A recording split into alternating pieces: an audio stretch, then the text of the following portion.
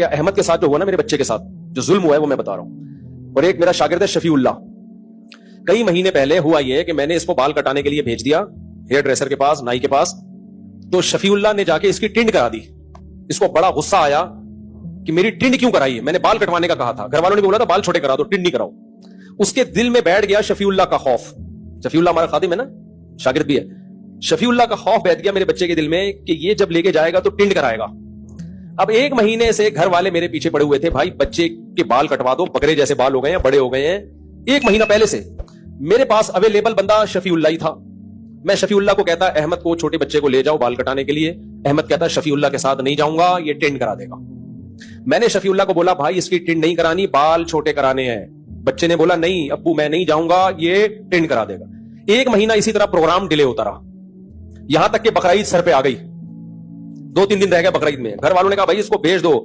मैंने कहा भाई मेरे पास अवेलेबल शफीउल्लाह है और मैं बेटा उसको समझा रहा हूं कि बाल छोटे करा देना, वो इतना बेवकूफ थोड़ी है। लेकिन बच्चे के ना लाशुरूर में ये बात बैठ गई कि शफीउल्लाह क्या करा देता है, टिंड।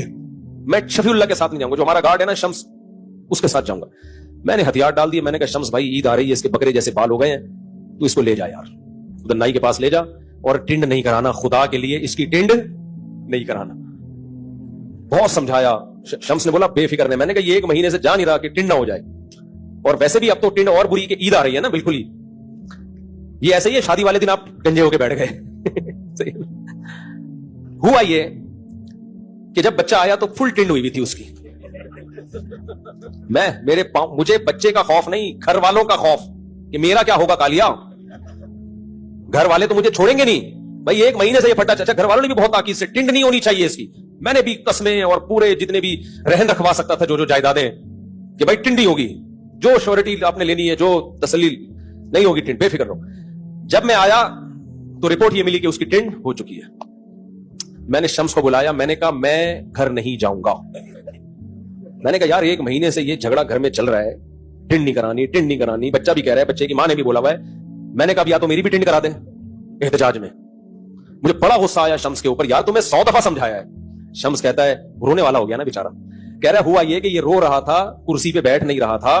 मैंने कहा इसके लिए पापड़ ले आता हूं दुकान से, सामने शॉप से क्या ले आता हूं, पापड़ खाता रहेगा और बाल कटते रहेंगे। कह रहा है मैं पापड़ लेने गया हूं, वापस आया तो आधी टिंड हो चुकी थी। सही, तो जब आधी हो ही गई है तो अब आधी तो और बुरी लगेगी ना। कह रहा है आप मुझ पे गुस्सा ना करो, मैं उससे पहले लड़ चुका हूं नाई से, इतनी जल्दबाजी की जरूरत क्या थी तुम्हें। खैर जी, हमने कहा हम तो अब घर जाने के काबिल रहे।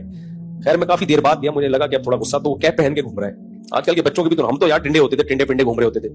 तो ये इसलिए ये टिंड का वाकया अजीम वाकया है, ये हल्का वाकया। मैंने कहा बेटा तेरा तो प्रोग्राम बढ़ गया।